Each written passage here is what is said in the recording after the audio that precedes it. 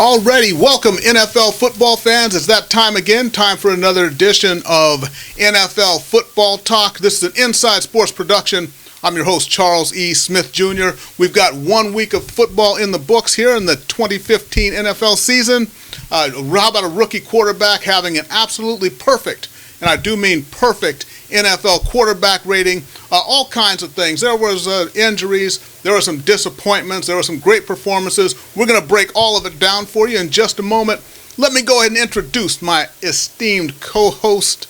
A lot of you follow him on Twitter, and if you don't, shame on you. Follow him on Twitter at Chris L. Sports, none other than Chris Lardieri, a proud Rutgers alum who is hanging out somewhere in Southern California in an undisclosed location. Chris, what's happening?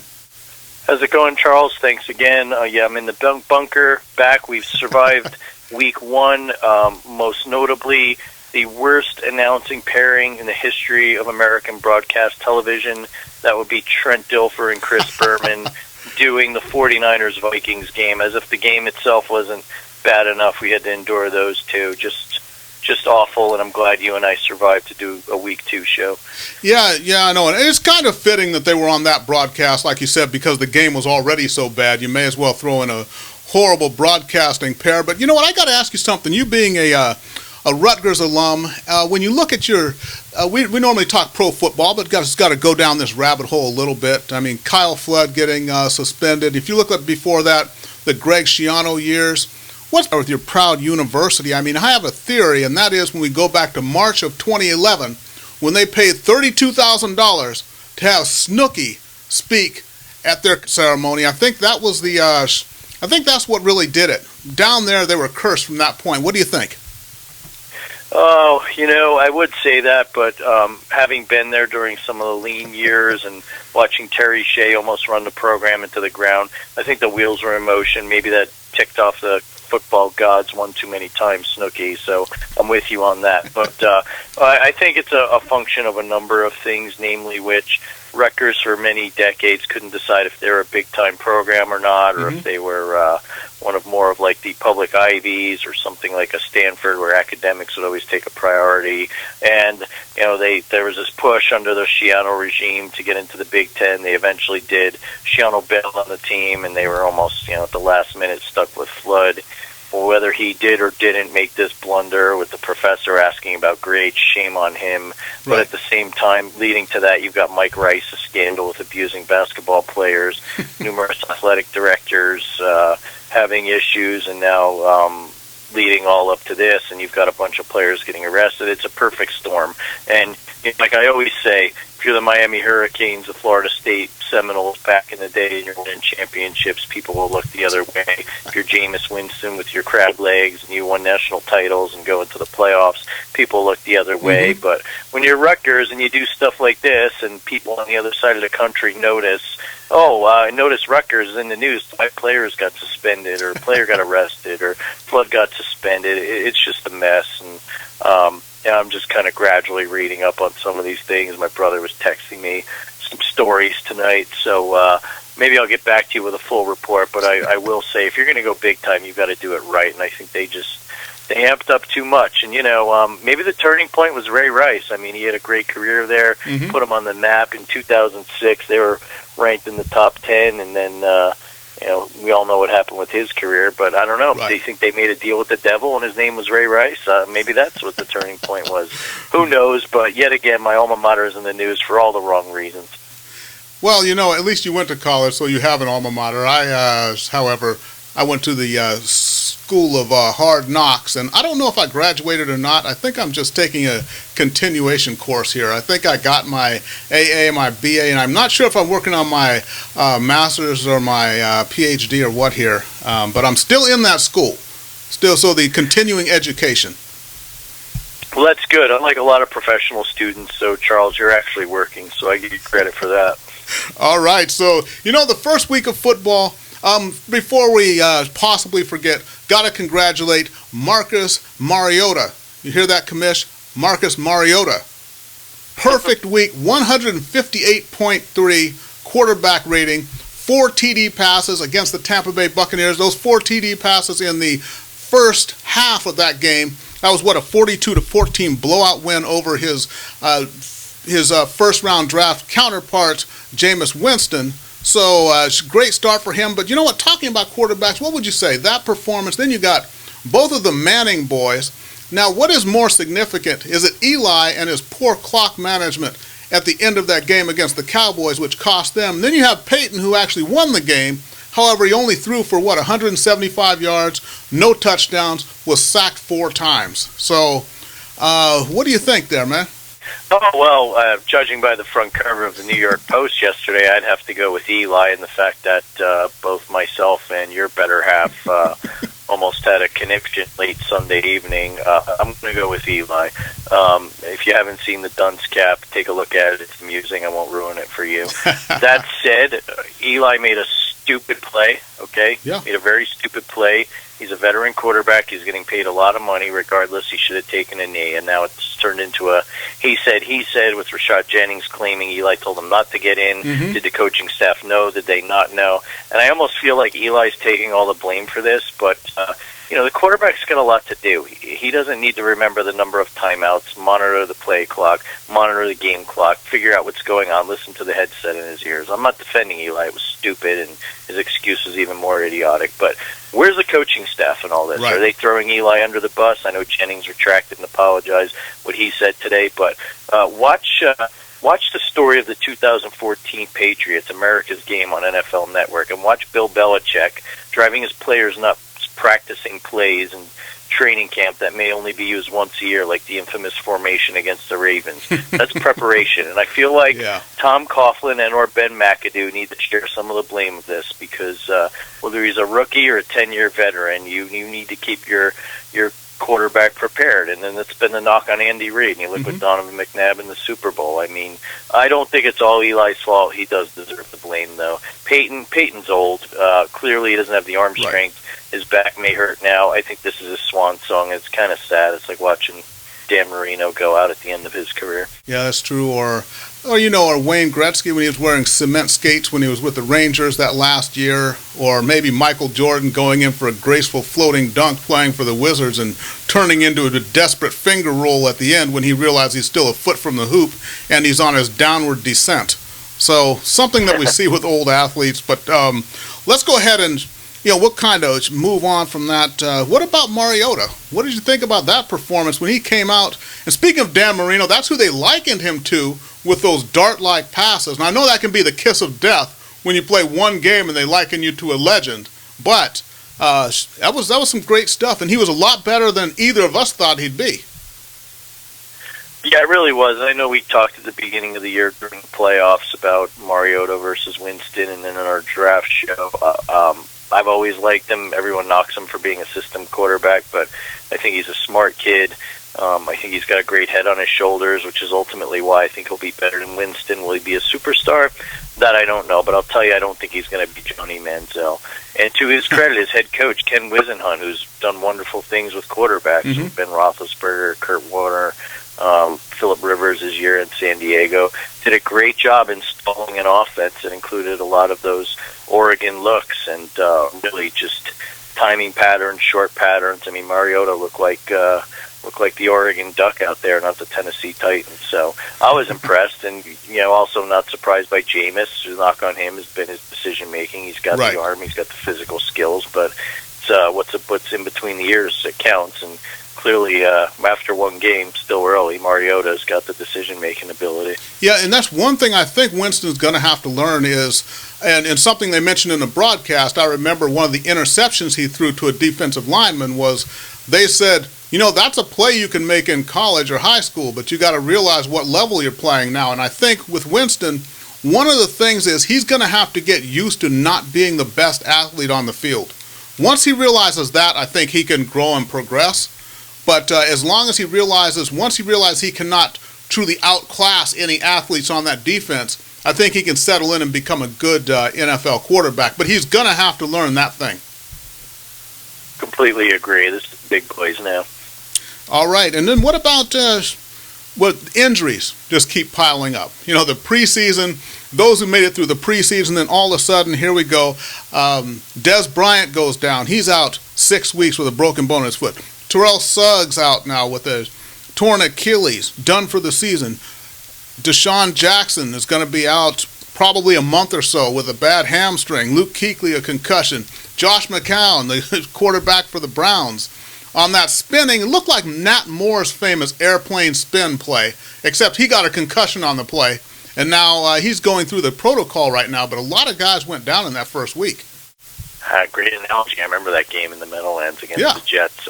Here's what I think, and it goes back to got a loyal fan, a friend I've known literally since kindergarten, fine man by the name of Don Tonic, a devout Giants and Seahawks fan. He's lived in both cities, loves both teams. And he sent me a message this week. He really likes the show. He's not just kissing my butt. He really likes the job you do, the production, etc. And he remembered last year we talked about this very topic and how we kind of alluded to, could it possibly, oh dear, possibly be performance-enhancing drugs? And here's why, and I'll start the latest conspiracy theory, and you could smack me over the head later if you like. A lot of times, and we saw this in baseball, these guys who are juiced up, and I'm not making any allegations, I'm just speaking about facts, they pull these muscles, they pop hamstrings, they pop quads, they pop calves, start popping the Achilles. Could it be that? For years we've tried to blame it on artificial turf. They replaced it with field turf. It's a little more forgiving. So can't even blame the Suggs injury on that. That was in Denver on grass. Another function, now believe me, the NFL I don't think has the mechanisms in place to test for all the possible PEDs. I know like an Antonio Gates got dinged, but I don't think their system's nearly as advanced as baseball is, which is out of necessity now. The other thing on top of that, which compounds it, is the fact with the new collective bargaining agreement, players do not hit as much in training camp. They do not work out as much in the off season. They don't play as much in the preseason, the big money players. And then when they get out there and hit full speed, it's like running into a wall. And these guys, as strong as they are, whether it is with drugs or not, something's got to give. And I think it could very well be a function of both those factors. Yeah, I think so.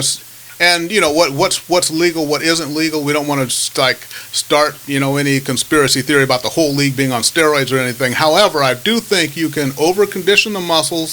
Something I've said for a while, because I watched football in the '70s, and I'm telling you, let's forget the whole speed factor, bigger, faster, stronger.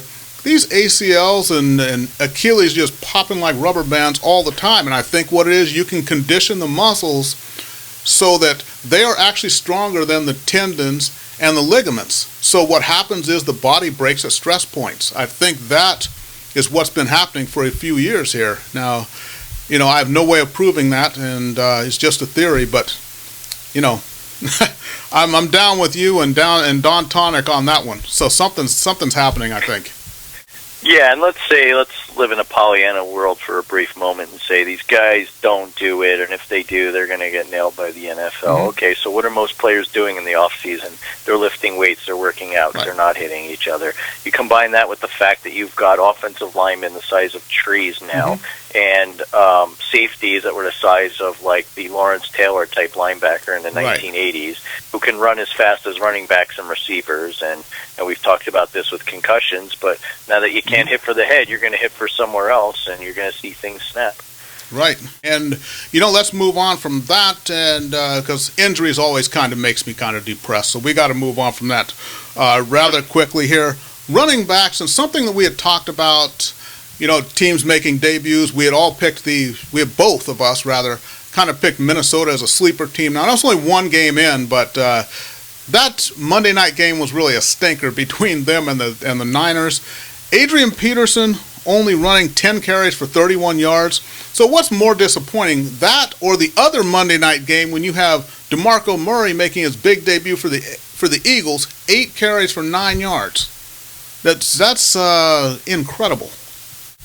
Yeah, I kind of would have to tend to think that Peterson was the bigger one because they played without him last year, and all they kept talking about this offseason, he was going to be the focal point, and he was ready to pound the ball like he did in his record-breaking year a few years ago.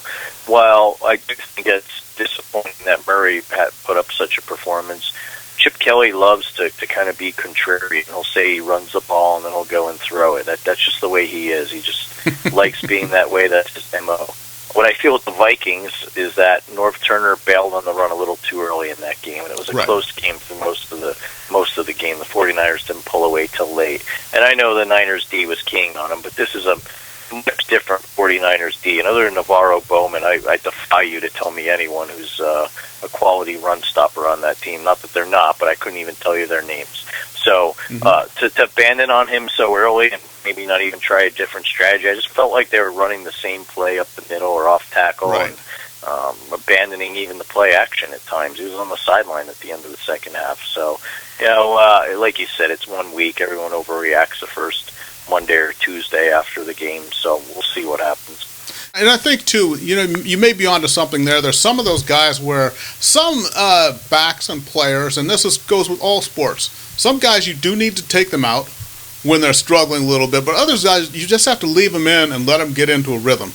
And, those 10 carries, 31 yards, that is 3 yards a carry, but whatever. I think, maybe if they had gone with Peterson a little longer, he might have gotten in that groove. Remember, he's just been away from the game for a whole year, too, so I don't think he's necessarily slowed down. But, the timing issues and things like that, because he didn't play, I don't know, did he play at all in the preseason? I don't know, but if so, it was very little. So I just think it's a matter of a timing issue there. But I think Peterson, it's just going to take maybe 2, 3, 4 games for him to really get that back to that NFL feel. Definitely. You can't, there's no substitute for playing in a game. You can run all you want, but it's just not the same. Yep. Okay, so, the other thing that is kind of a burr in my saddle is the way that fantasy sports are now. We got to talk about this a little bit. It's taken over, whether it's FanDuel or DraftKings. And now you've got, obviously the NFL kind of selling out into the whole fantasy sports thing, but now you got players doing commercials on it. It's, is this the wave of the future? We just moving away from the actual game and the inner workings and the goings-on of the game and just, people sitting in front of the TV with their lineup cards and just marking off yardage? Is that where the sport is headed? Sadly, I'm starting to believe that, Charles. And now, full disclosure, I've been playing fantasy football since I believe it was 1997 or 98. I forget the exact year. But you've earned it. I enjoy the game. That's different. You've earned it. You know the game.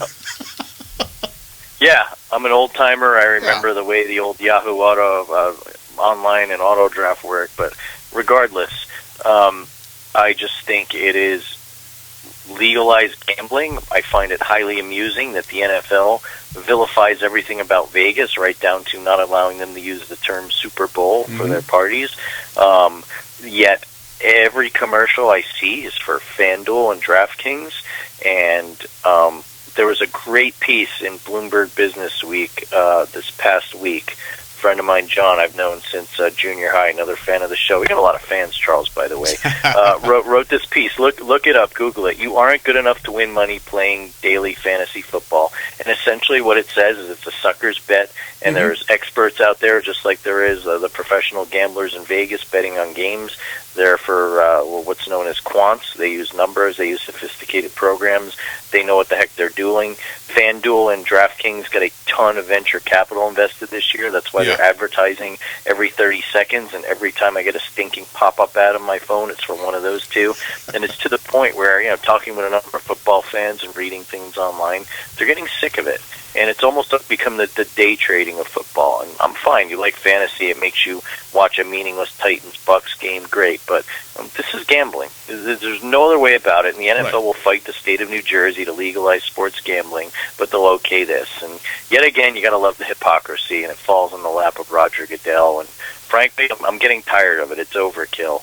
And I'm to the point now where I'm reading stories about how FanDuel and DraftKings brought in more money in 1 week than Vegas did. Well, that's great and all. So basically, they're a gambling machine under the guise of fantasy sports, and middle-aged goofball men in the commercials jumping up and down like, I don't know what, their first son was born. I don't know. But the commercials annoy me. Everything about it annoys me. It stinks, and I hope there are more people that think like us. Yeah, that's true. And, so those who dream of getting the giant check, that's kind of one of the problems. But, the other thing is, like I said, you're old school, and if you wanted to play it, that's fine. But it's just the new generation coming up, because now you got kids who grow up, and that's all they know from watching football. They probably sit there in front of Red Zone Channel. They never even watch a complete game, so they have no idea about how the game is called, the ebb and flow of the game, the back and forth, anything about that. It's just numbers, stats, and they just sit there like Jabba the Hutt in front of the TV just watching field goal after touchdown after touchdown after turnover or whatever, but never seeing a complete game. And that's where it really is. That's where you figure out, you really separate the men from the boys, and that's how you know which quarterbacks are great, which running backs are great. It's all about how they play situational football. And that's, I think, is getting lost in this new generation coming up, watching fantasy football and Red Zone channel. That's just, it cheapens everything. Completely agree. And by the way, I like fantasy football. I don't play it anymore because it's time consuming, and I've got a life and kids and a wife and their sports and whatnot, and I enjoy that. But by no means am I a Pollyanna in that respect. But I completely agree. It's no different than sitting there watching the stock market and watching tickers and charts. And that's what it's becoming. And I don't have anything against Red Zone. I'll pop it on when there's no particular game I'm interested in at the end of the early games to see if there was anything that's coming down to the wire. But at the same time, this past weekend, I actually got to watch football. I didn't check any stats. I didn't worry about who got hurt. And I enjoyed the heck out of it. And what gets me is college football is probably the second most popular sport in this country. Do you know anyone that plays college fantasy football? I know it's out there, but it hasn't caught on like the NFL. What does that tell you? It's called the NFL marketing machine. Hasn't gotten a hold of college football. Yep, there you go. All right, everybody. So that's about it for this show. We recap the first week, and remember, keep on watching. We'll be at you every single week. And make sure you watch our pick segment for week 2 of the NFL, where we pick 5 of the more intriguing games, and we'll kind of match wits and tell you what's happening there. So everybody remember, every single week, it's NFL Football Talk, which is an Inside Sports production. Follow me on Twitter at The Inside Sports. Follow Chris Lardieri on Twitter at Chris L Sports. Everybody, thank you for watching, and we'll see you next time.